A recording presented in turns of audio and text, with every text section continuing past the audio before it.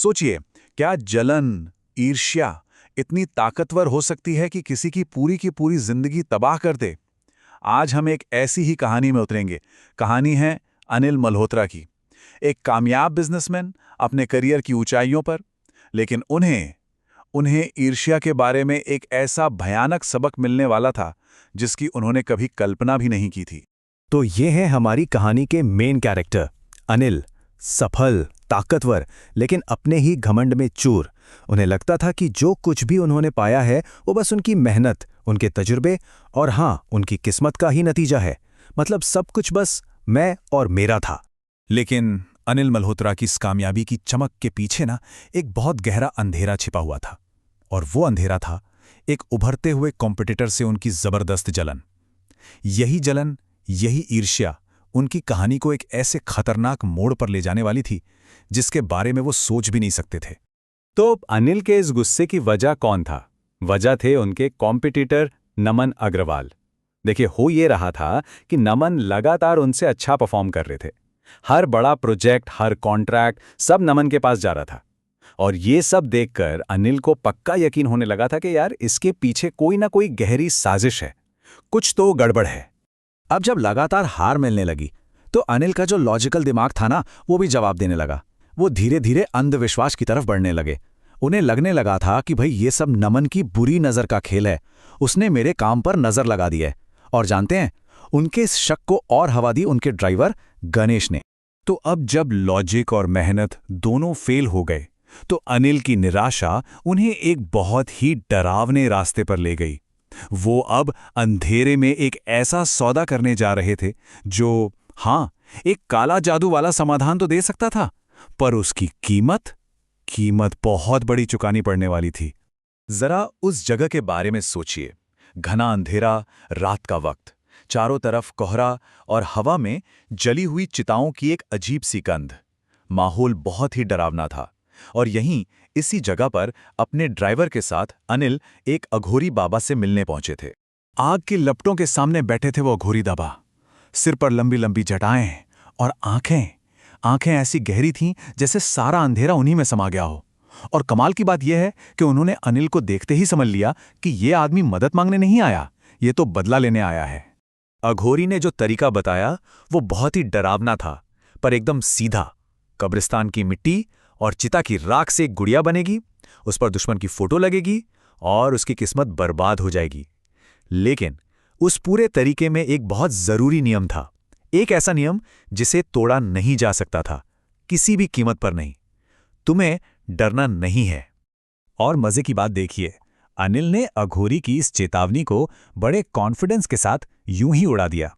बोले, मैं डरने वालों में से नहीं हूं। और बस इसी एक लाइन के साथ उनकी किस्मत पर मुहर लग गई। सौदा हो चुका था। और फिर श्राप ने अपना असर दिखाना शुरू कर दिया, ठीक वैसा ही जैसा अनिल चाहते थे। उन्हें जबरदस्त कामयाबी मिलने लगी। लेकिन किस्मत के इस खेल में एक ऐसा भयानक ट्विस्ट उनका इंतजार कर रहा था जो सब कुछ उलट कर रख देने वाला था। तो देखिए, श्राप ने कितनी तेजी से काम किया। एक हफ्ते में ही नमन की कंपनी को भारी घाटा हुआ, उसका एक्सीडेंट भी हो गया। और तीसरे हफ्ते तक अनिल ने एक बहुत बड़ा कॉन्ट्रैक्ट जीता, एक नई हवेली खरीद ली। मतलब सफलता आसमान छू रही थी। लेकिन चौथे हफ्ते में एक रात अनिल ने उस गुड़िया को अपने आप हिलते हुए देखा। और फिर पांचवें हफ्ते में उन्हें एक सपना आया जिसमें नमन चेतावनी दे रहा था कि ये जादू अब उल्टा पड़ जाएगा। बस यहीं से कहानी पलट गई। ये वो पल था जब पहली बार अनिल के दिल में डर का बीज बोया गया। उनका कॉन्फिडेंस अब टूटने लगा था, क्योंकि अब सुपरनैचुरल चीजें उनकी जिंदगी में घुसने लगी थीं। और इसी डर के साथ उन्होंने अघोरी का वो अकेला सबसे जरूरी नियम तोड़ दिया। और अब कहानी की शुरुआत का वो मनहूस वक्त, रात के 2:47 फिर से लौट आता है। इस बार अनिल के ऑफिस में, जहां कहानी अपने क्लाइमैक्स पर पहुंचने वाली थी। सोचिए जरा उस खौफनाक मंजर को। टेबल पर रखी वो गुड़िया धीरे धीरे अपना सिर घुमाती है, और जब अनिल की नजर उस पर पड़ती है तो तस्वीर अब नमन की नहीं थी। नहीं, उस पर खुद अनिल की तस्वीर लगी थी। उसे समझ आ गया, श्राप पलट चुका था। और ठीक उसी पल पूरे कमरे में अघोरी की वो भारी आवाज गूंजने लगती है। मैंने कहा था अगर तुम डरोगे तो जादू पलट जाएगा। अनिल का सबसे बुरा डर अब हकीकत बन चुका था। तो जब डर ने अनिल पर काबू पा लिया तो श्राप पूरी तरह से पलट गया। अब बारी थी अनिल की बर्बादी की, और ये बर्बादी बहुत तेज, बहुत बेरहम और बिना किसी रहम के होने वाली थी। अनिल के डर का नतीजा क्या हुआ? तबाही। उसकी कंपनी दिवालिया हो गई। बैंक ने उसकी आलीशान हवेली पर कब्जा कर लिया। उसकी सारी दौलत, सब कुछ खत्म।